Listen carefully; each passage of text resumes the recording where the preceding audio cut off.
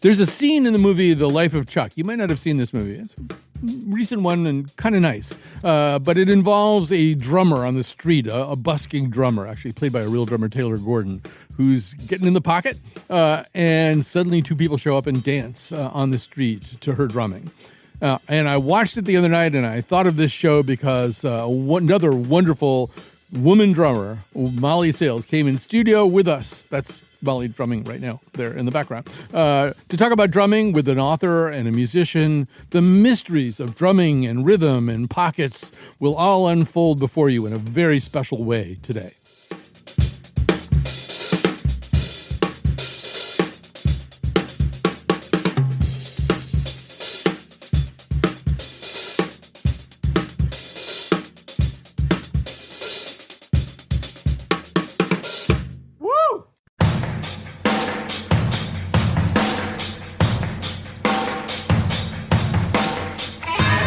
So this is the show that I kept saying I was scared of for weeks and weeks and weeks. We're doing a show about drumming, and drumming has really been kind of a mystery to me for my entire life. And I think drummers kind of operate in a universe that's a little bit different from everybody else. And once I got over the idea that all of my ignorance would be exposed, not that that doesn't happen on a daily basis, but maybe more so than usual, I got very excited about this show. So we're going to talk about drumming today. In the studio with us, and this is very exciting, is Molly Sayles, percussionist and music educator and the official drummer of the Colin McEnroe Show. And joining us by Zoom, we have John Lingen, author, most recently, of Backbeats, A History of Rock and Roll Drummers and 15 Drummers. But to kick things off, so to speak, Jim Chapdelaine, Emmy-winning musician, patient advocate for people with rare cancers, band leader and producer. So we're going to have sort of a non-drummer talk about drumming, just because. Although, Jim, I think when required, you can sit at a drum kit and play drums, right? I would say I could sit at a drum kit. That's far.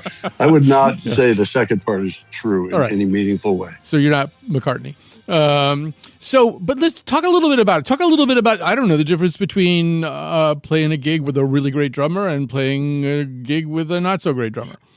All right. So if I were to, that's actually a good place to start.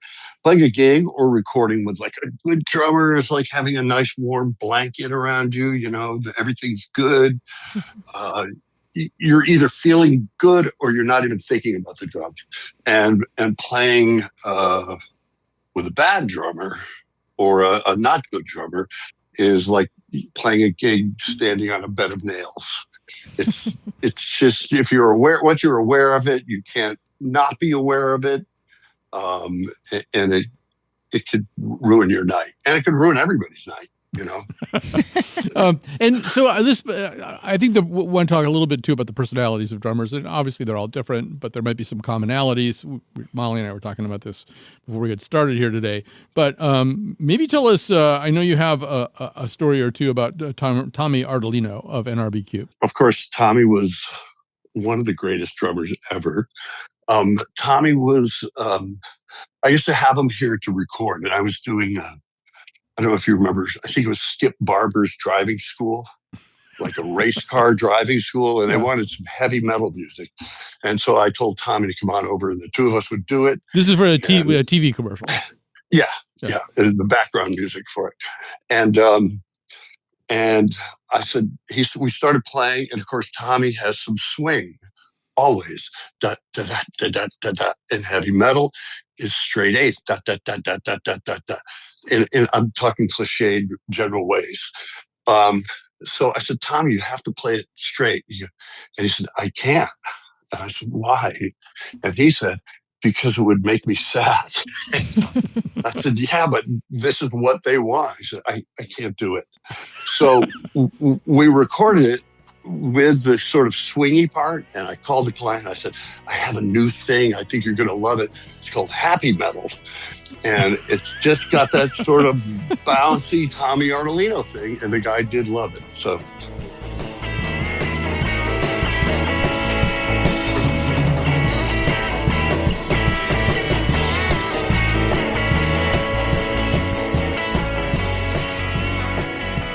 happy metal. Trademark it, definitely. So I want to bring some of all of our other guests in here too. Talk a little bit about the personality and psychology of drummers. So John Lingen, maybe you can get us started here. I mean, drummers choose drumming. So in a way, they've maybe made a little bit of a statement about themselves by making that choice. Say a little bit about how you see the psychology of the drummer. I am just so thrilled that we started this by talking about Tom Ardolino and NRBQ, first of all. And that is just a great segue into psychology in rock music, because that band is off the wall. As far as the psychology of a drummer, like, I do think that there's a funny balance, perhaps, when, like, in terms of people who play the drums in bands, between, like, you know, you're on stage, you're kind of in the back, you're not up at the front of the stage close to the audience, you're not playing the melodies or, you know, the routine solos and that kind of thing. But at the same time, drummers know, and it sounds like Jim knows and other musicians know, that the drummers really are sort of in control on a certain level. You know, there's a drummer really can hold a band together, and thus, like, has a lot of power on the stage and a lot of like ability to dictate where the music goes. And so, yeah, I think something has to do with, like, that balance of, like, wanting to be in the back, not needing to be up in the front in all the lights, but also at the same time wanting to play a fun instrument that all you have to do is hit and not worry about notes and that kind of stuff, while simultaneously knowing that, like, you do control a lot of the band and you are sort of, I don't know, like, really fundamental to the group's sound and success. You have to have some understanding of that balance there, I would say. Molly, I think you picked up the sticks in fourth grade. Say a little bit about that and why you chose them and where that went, too. Yeah, it's great to be here, Colin. And John, just want to say kudos to you on all of your success with your book. I really enjoyed it. And one of the things that I was doing when I was thinking back to this book is my journey in fourth grade. So basically, every elementary school has an instrumental petting zoo night. So basically that's, you go up to the instruments, you try them out, they sanitize the mouthpieces and the drumsticks, and you get to choose 3 of your top instruments. So for me, I chose percussion, like millions of kids across America, as my number one choice. Picked up a pair of sticks and haven't looked back since. So why though? Why did you choose it? Simply put, it was the coolest instrument. Clarinet, you know, it's up there. But for me, as you could hit it, like John said, it's kind of the easiest thing to gravitate towards to start. Certainly as you progress in your playing, things become more complicated. You're looking at limb independence. And again, I think his book eloquently put that there's a lot of drummers who are unsung heroes who add to the group just by the nuanced things they do and the orchestration. But for me, drums kind of spoke to me in that way. I have one more question for you, Molly, right now. Was there a moment way back then, did you have sort of a breakthrough moment where you thought, oh, I'm not just hitting things with sticks anymore, I just understood something? Yeah, I would say probably in middle school, where I started learning different genres. So that was Dixieland and, if I may, since I'm behind a kid, do you mind? So Dixieland drumming, you've got your standard 1920s press roll backbeat. Okay, then that's pretty simple. But then you tie in maybe some New Orleans second line syncopated rhythms with press rolls and accents.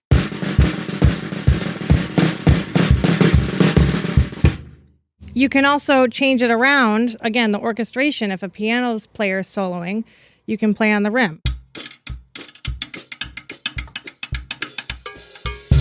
So whether it's hitting different parts of the drum, whether it's choking a cymbal, using a different kind of stick, like a brush, you are changing the style and the volume and everything about the song. That was so much fun. John, you're probably going to be on a lot of shows to promote this book, but I don't think you're going to have Molly Sayles on any other. Just tell me a little bit about what you just heard there, John. Oh, yeah, well, you're absolutely right that it is a thrill to have a drummer in studio sort of going through this, especially when she's very kind about the book. Thank you, Molly. I appreciate that. And I think what you get, like even in that quick demonstration that Molly just gave is, and this is something that I encountered in the course of writing this book. I would talk to people, friends, music fans, that kind of thing. And I do think that drums is one of those things that people hear it and they just assume that it's like one thing, that there's like, you know, a drummer does one element, performs one role in a band, maybe even sounds one way. And I don't think that there's a great appreciation for like how much variance a drummer can get just in the sounds that they make with their instrument. And with like, as you saw, Molly changed from sticks to brushes. I mean, these are like really big changes in how the drums sound. And like the drums are incredibly customizable in a way that other instruments aren't. And so there's even more room, I believe, like to sort of for personality and for sort of individual style to come through from drummers. And like listening to that, I think is just a great example of like, you know, if there's anything that I wanted to sort of put forth in this book, it's the idea that drummers are real creative engines and real creative artists. And like the way that they play in as individuals really affects the sound of the music that they make and the groups that they play in, and also like reflects a certain like their individuality as people. You know, and there's so many different sounds you can get out of it. There's so many different ways that you can approach. We talk about behind or in front of the beat, and you can change volume and all this kind of stuff. To me, Molly's demonstration just really underlined that, you know, like what a drummer brings and what they, you know, how subtle and important those changes can be when they do make them in their approach. You know, I want to probe one uncomfortable distinction here that will be fun to get uncomfortable about. And I'm going to start with you, John. So the name Earl Palmer, one of the kind of reigning drummers of the so-called Wrecking Crew on the West Coast. And so if you've ever seen the documentary, for people listening, if you've ever seen the Wrecking Crew documentary, one thing he says is, you know, he came out of jazz. And now he can really make an incredibly comfortable living playing rock and roll. And he kind of, in the nicest way, sort of says, he kind of says he doesn't really find it all that challenging. It isn't what attracted him to music. What goes on in jazz is what attracted him to music. But he also understands why he should be incredibly grateful that something called rock and roll exists and that he should learn how to love it. And I don't know, John, could you say a little, I want to have both of you talk about that, but John, maybe begin by talking about that distinction between a jazz drummer and a rock and roll drummer. Absolutely. So the book title is Backbeats, A History of Rock and Roll and 15 Drummers. And so each chapter corresponds to a different player, but specifically, it's not just like my list of favorite drummers or even what I would call like the greatest drummers ever. I wanted it to be sort of people who exemplified a certain evolution in the history or sound of rock and roll. And Earl Palmer, in the Wrecking Crew, plays a very important role in Chapter 2, which is focused on his contemporary Hal Blaine, another one of the Wrecking Crew's drummers. And both of them, as you say, started as jazz drummers, which was, you know, that's a sort of historical reality. They were both born in the 1920s, I believe. And so at that age, if you wanted to learn to play the drums, the sort of the thing that you would learn was jazz. I mean, they would have been learning as teenagers in the big band era or immediately post-war. Palmer was a jazz drummer in New Orleans, and then I believe went and fought in World War II, returned to New Orleans, and suddenly, like, you know, Little Richard is the big thing, and like, you know, Fats Domino is the big thing. So it was him playing on a track like I'm Walking. I'm walking, years indeed, I'm talking, by you and me, I'm hoping that So it is easy to say that, like, there's this major difference between the styles, but it's also like Fats Domino, that style of music didn't really exist 10 years earlier. So it was, it wasn't that he turned up his nose at it so much as like most people, most musicians, most drummers, certainly at that time, and up into the 60s, like would have learned jazz if you were to study drums in any capacity. It wasn't really until Ringo, Starr, that we had a drummer of any kind of like renown and importance that proudly had no jazz influence. He was influenced by like country music and early rock and roll to a degree that many people like Charlie Watts were not. Charlie Watts was a straight up jazz guy his whole life. Mm-hmm. So, in terms of like the differences between those two approaches, I think you have to understand rock and roll as a certain outgrowth of jazz. And that's partly because the rhythms that come out of it, as well as the harmony structures like the 12-bar blues and that kind of thing, those come out of jazz as well. And it was really about the sort of like that, the reason that my book is called Backbeats is that like, it's that hard 2 and 4 backbeat that grows out of jazz in the post-war era that really starts rock and roll as we understand it. So the reason it sounds a little dumber or a little rougher is just because it is like it doesn't have that same kind of syncopation that that Molly was bringing into her playing a few minutes ago. Yeah. It is much more sort of straight up. In the interest of time, Molly, do you want to quickly chime in about this, the rock and roll jazz distinction? Yeah. So I think John mentioned the fact that jazz rock is derived from jazz. And again, I mentioned the second line drumming. Okay, in Custard Pie by John Bonham, you hear a similar bass drum beat.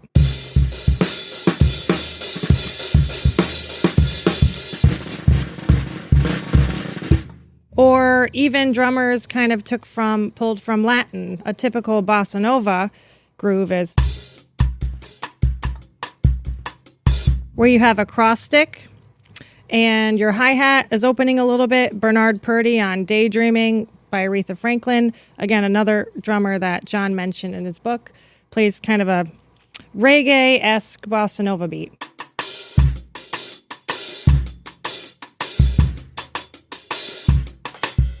And then Howlin' Wolf, let's see, who is that drummer? Sam Lay, another drummer mentioned. He's playing kind of like a Latin beat on a cowbell, swung Latin beat.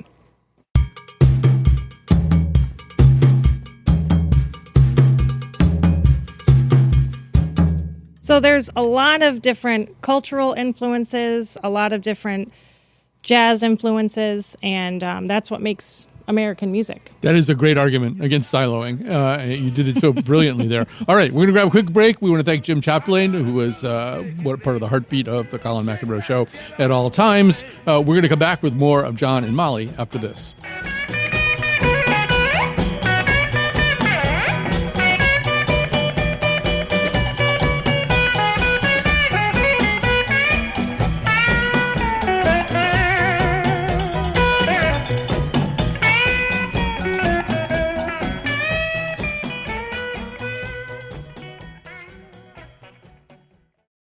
We are back. We are talking about drummers. We're doing that with John Lingen, drummer, I should add. Most recently, author of Backbeats, A History of Rock and Roll in 15 Drummers. In the studio with me is Molly Sayles, percussionist, music educator, and the official drummer of the Colin McEnroe Show. So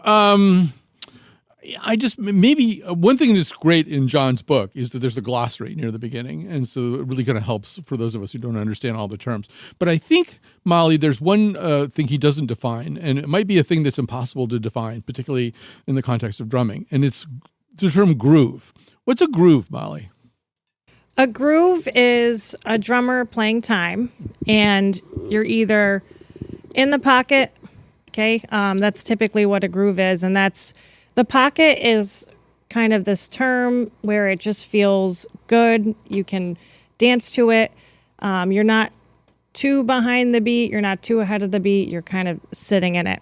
So an example of that, let's say the tempo's here, and I'm going to play a rock beat.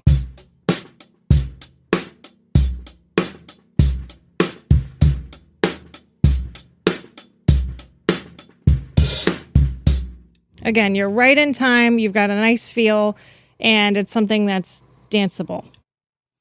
Do you want to play your favorite groove for us? Yes. So that's the Jackson 5, Shake Your Body Down to the Ground. And the drummer for that was John, do you know? Ed Green. Ed Green, okay. So the intro is kind of like a hi-hat opening. Then you've got the piano going. Da, da, da, da, da, da, da, da, da, da. Okay, starts off with the bass drum. Then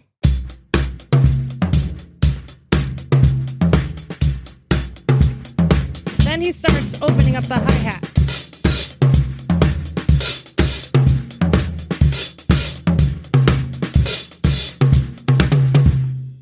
One of my favorite grooves. Everyone loves dancing to that one, even myself on the drum kit. Shake your body down to the ground and dance. Let's jump. Take it over. Yeah. Great choice for all-time favorite groove. Yeah, to me, that phrase, that term is sort of interchangeable with, a beat or something like that. If it's, a groove is sort of the foundational component of a drummer's playing on a song. It's like the equivalent of a riff or something by a guitar player. It's just that sort of hold time kind of part to a song. Absolutely. I want to talk a little bit about the structure of the book. As you've said before, it's about 15 drummers. You didn't pick the 15 greatest drummers, and you wanted to spread it out across kind of subgenres of rock, like metal and punk and stuff like that. Mm-hmm. But one of the things you wind up doing, which I think is very effective, is telling stories. And we should tell a few Hal Blaine stories. I'm sitting here in Hartford.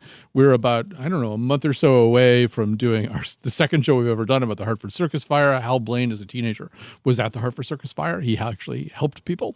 So we, it's always been a great regret of mine that I never interviewed him because of the Hartford connection.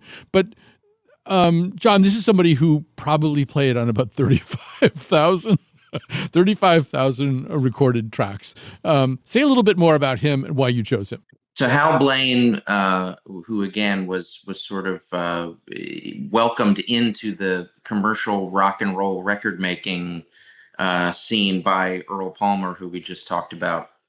Hal was from Hartford, a survivor of the circus fire. Then moved with his family to L.A. and became interested in drums and served in he served in the military, was on a military band. Then he came back and he sort of did like dinner club style music. And then in the late 50s, early 60s, goes to L.A. and realizes that this sort of burgeoning record making industry is, could potentially provide a much more comfortable life for somebody like him than, just touring constantly behind nightclub acts. So he becomes what we refer to now as a session drummer and a member of what we now refer to as the Wrecking Crew, who were the people who started, I guess, like their sort of first major triumphs would have been playing for early, not the earliest, but like the biggest Phil Spector sessions. So that's Hal Blaine most iconically playing the groove at the beginning of Be My Baby, as well as like all those massive, fills that he would perform at the end of the songs by Darlene Love and that kind of thing.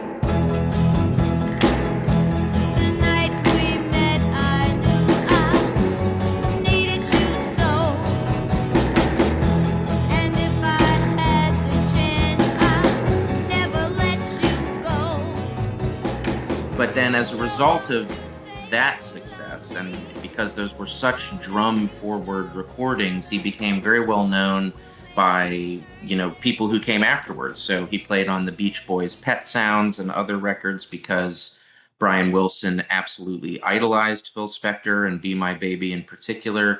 And then he ended up, by the end of the 60s and the turn of the 70s, was just like a completely out of control, in demand session drummer. Wouldn't it be nice if we were older, then we would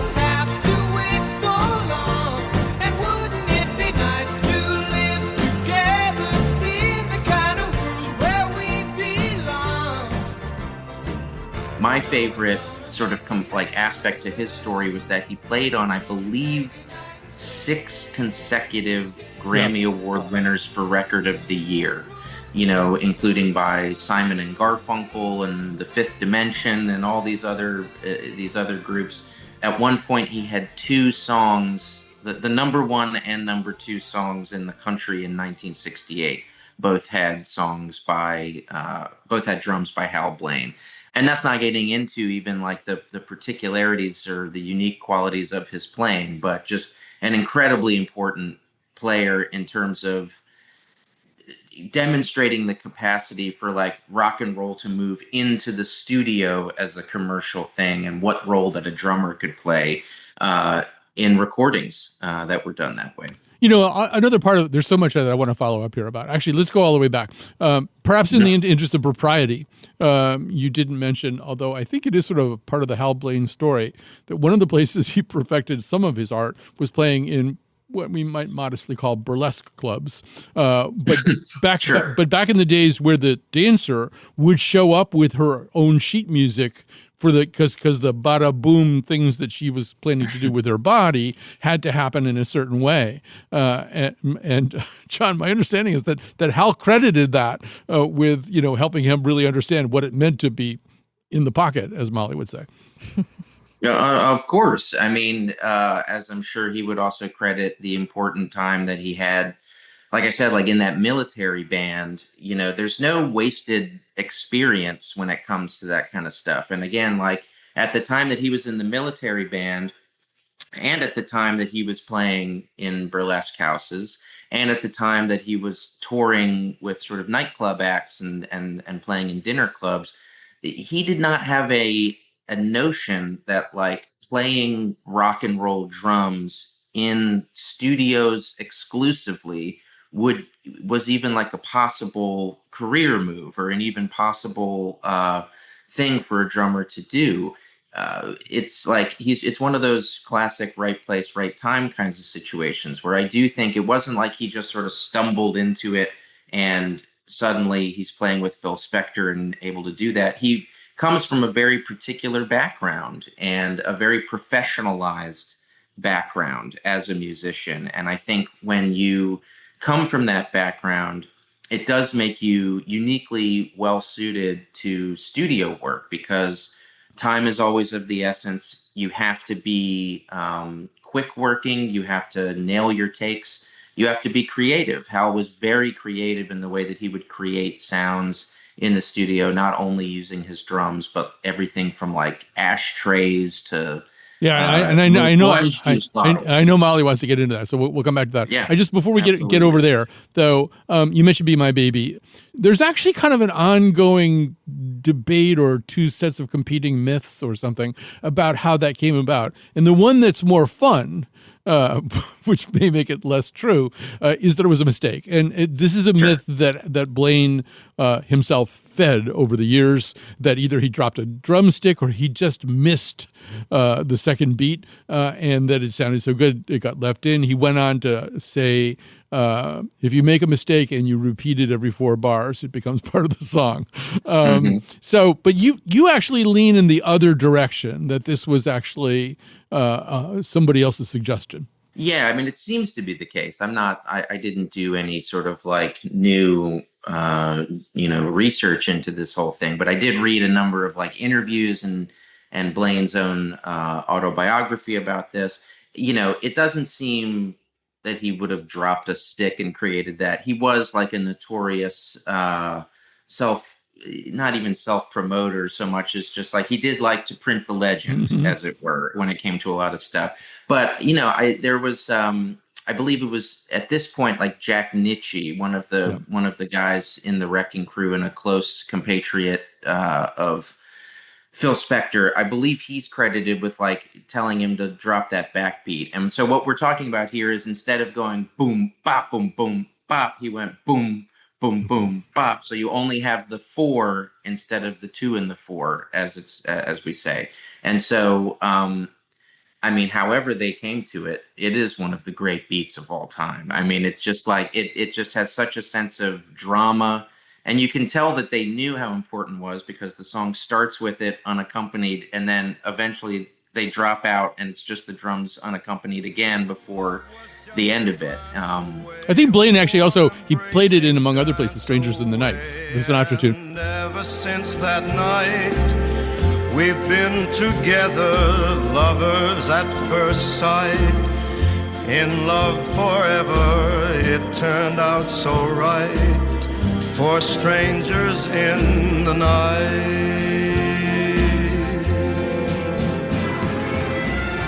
So Molly, I know you want to recreate a different Blaine beat. I think it's from Surfin' USA, but so set that up for us and then talk a little bit about it.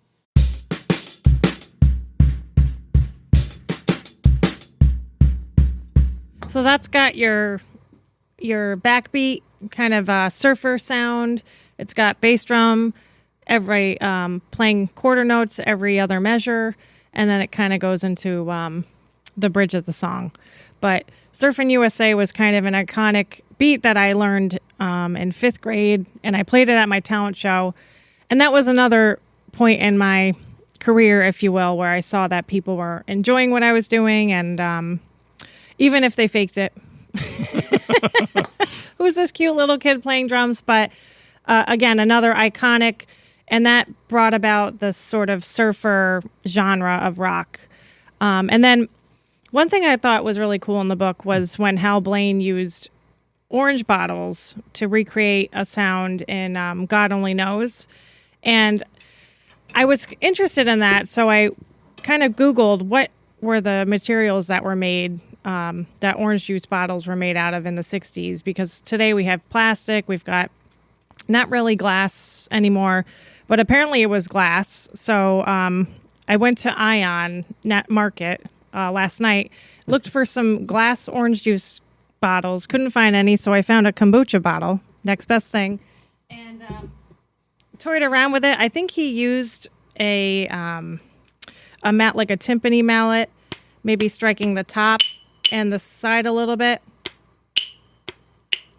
He might have taped it too, but anyways, I thought that was really innovative and creative, and who would think something as low budget as an orange bottle would make it in one of the Beach Boys' best albums.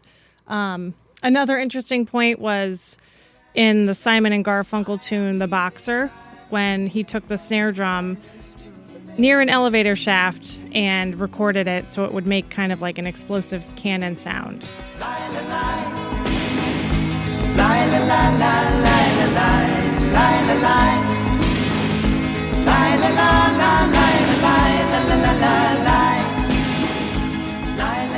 So again, drummers are those people that make an album, and if the lyrics are about something, you can kind of turn it into whatever the lyrics are about. All right, this show is flying by really fast. We have to grab another break here, which we will do. We will come back and talk some more drumming.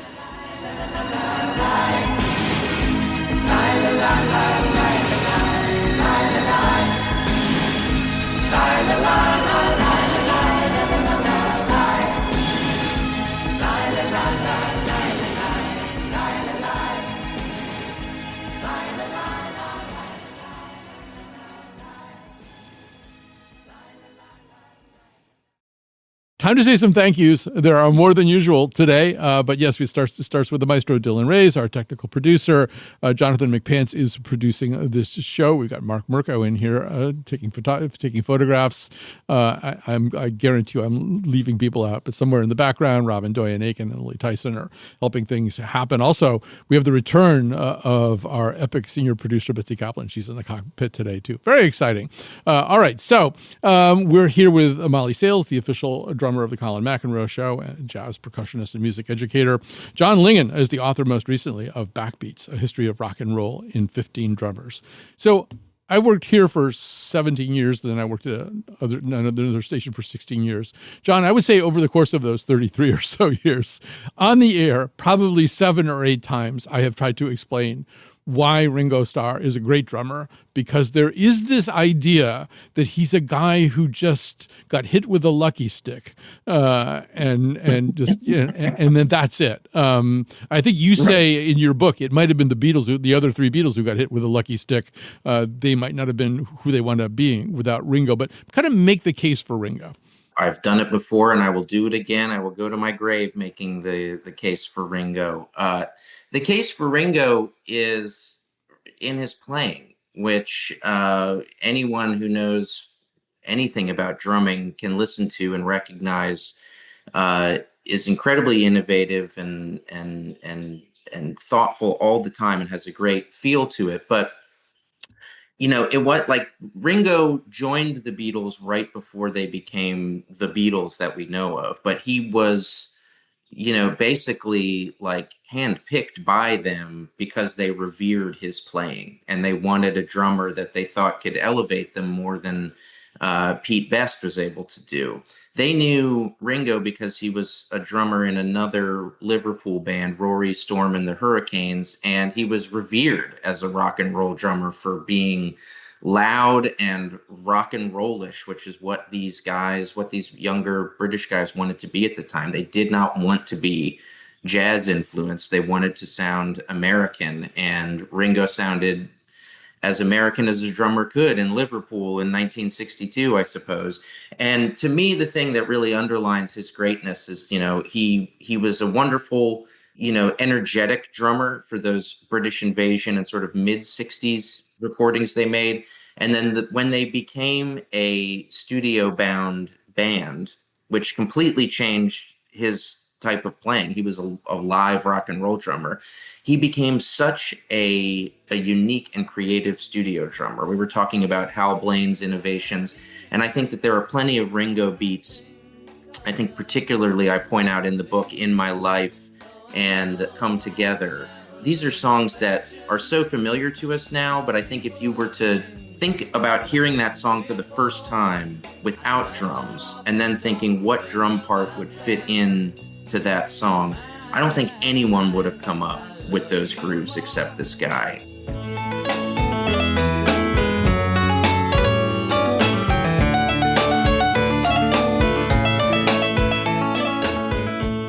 Let's come back to Molly, because I think you've got a Come Together ready for us, right? Yeah. I'll play a little and then talk about it.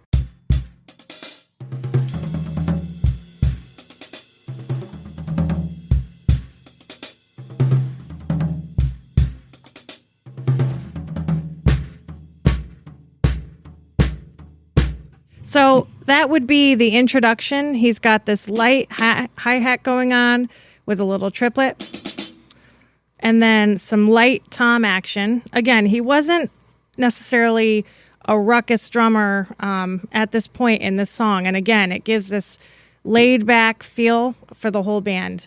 Then the chorus, he's playing some ride cymbal.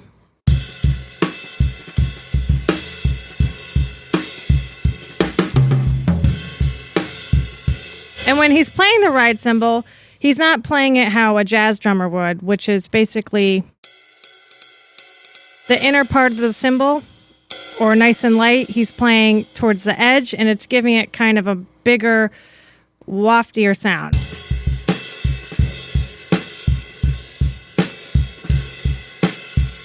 Ringo Starr was an exceptional drummer. Another example is Twist and Shout.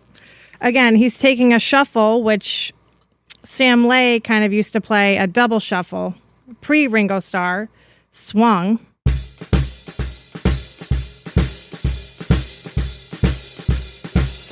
And Ringo takes it and makes the eighth note straight.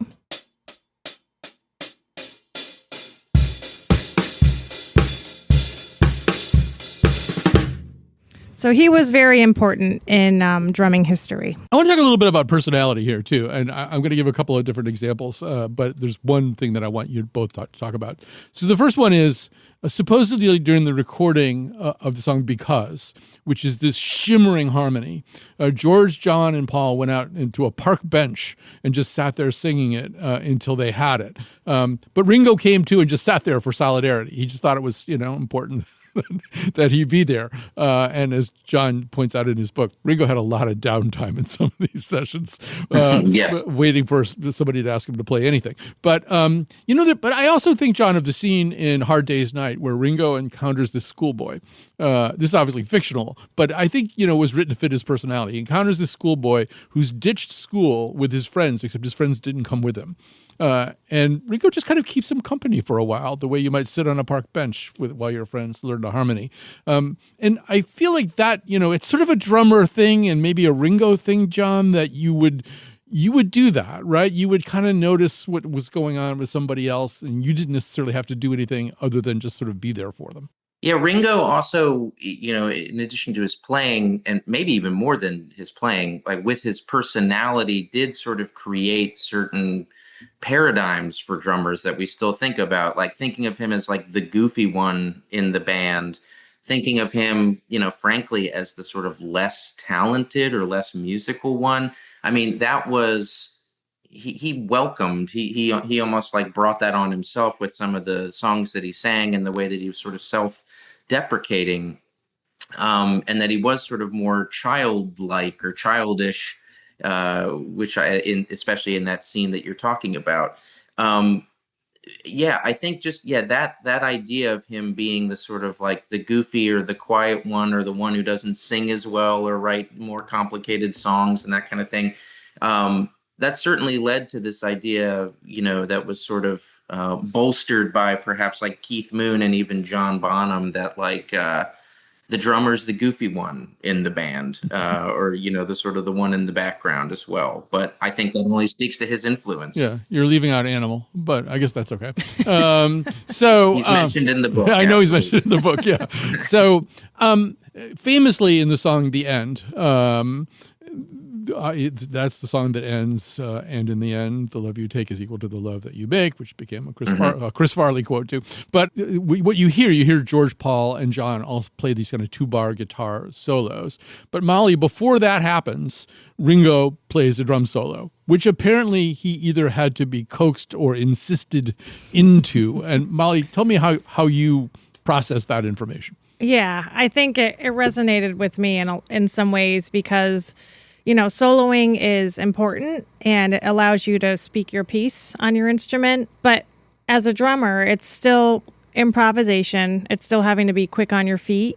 And sometimes during a gig or a session, you're trying to kind of lay back and support the other musicians without, again, being in the limelight. So I kind of understand that perspective where it's enjoyable to take solos, but other times you'd rather just sit back and listen and enjoy what's going on around you and be a supportive role. I mean, first of all, it's a great solo, regardless of how he was compelled to do it. He was such a supportive player, which sounds like faint praise, but it really is. I mean, like, especially when they became that studio-bound band and he did have to sort of wait his turn to add things. I mean, he was so dependable, and he was not a soloing type, but he was the kind of person who, when someone brought a new song, they knew he was going to make it better. They knew that his playing was going to add something to it.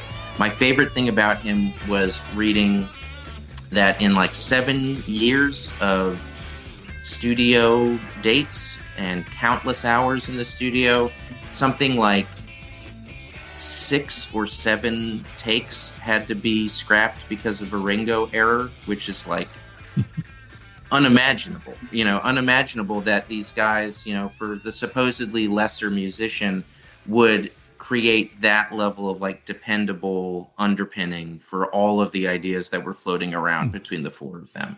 So we're running out of time here, but I don't want to end this show without talking a little bit about Maureen or Mo Tucker. Yeah, Molly, maybe we just begin with you. Women on drums. It's not like something that has never happened before, but probably even to this day, people might be a little bit surprised when a woman shows up to play the drums. Say a little bit about that, about the sort of the gendering of drums. Totally. Well, basically, I think for a long time I had to have somewhat of a chip on my shoulder. And when I came into percussion, all the boys in the percussion section, And so I kind of had to push my way into spaces, and oftentimes I was the only girl drummer or in a space. And like in high school, I made the all-state jazz band. I think I was the only girl in Connecticut to make the jazz band as a drummer. And so oftentimes it's just the idea that if you can see it, you can be it. So the more we see people like us who are doing something, the better off we are. And even I played at a jazz festival a few years ago, and I was with a separate band, but they were doing a tribute to women in jazz. And so they had some female horn players, I think a female bassist. They knew I was at the festival, but they had a male drummer. So it's different things like that. And even in college, I remember walking into, this was before an audition, it was a tour, and one of the professors had said, well, you know, drummers, they don't make good music teachers, and certain things that have happened over the years, or if I show up to a gig, they'll go, are you the vocalist?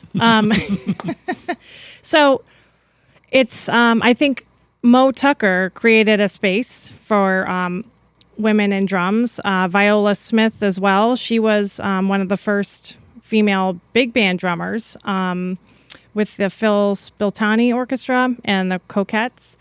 And again, seeing women in jazz is really important. One more thing I want to say is Colleen Clark is a professor at the University of South Carolina. She teaches jazz drums there. And she started an initiative called Jazz Girls Day. And I was able to bring my middle school students to this. She tours across the country.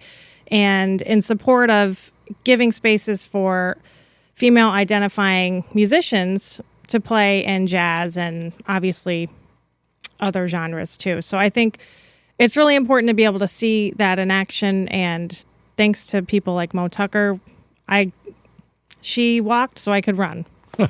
So yeah, we're almost out of time here, John. We don't have enough time. It's unfair. First of all, you're probably going to sue me because we didn't talk about John Bonham. But Maureen Tucker, in your book, one of the things I found fascinating was I think Maureen Tucker's first gig on stage with some of the people who were going to be with her in Velvet Underground was a situation where maybe she had like never played for an audience before or something like that. It was certainly, it was at Summit High School in New Jersey, and she had not played except in a garage band. They needed a drummer. They had fired their previous drummer Angus McLeese, and they needed someone immediately. And she was like a friend or like the sister of a classmate of one of the members of the band or something like that. But yeah.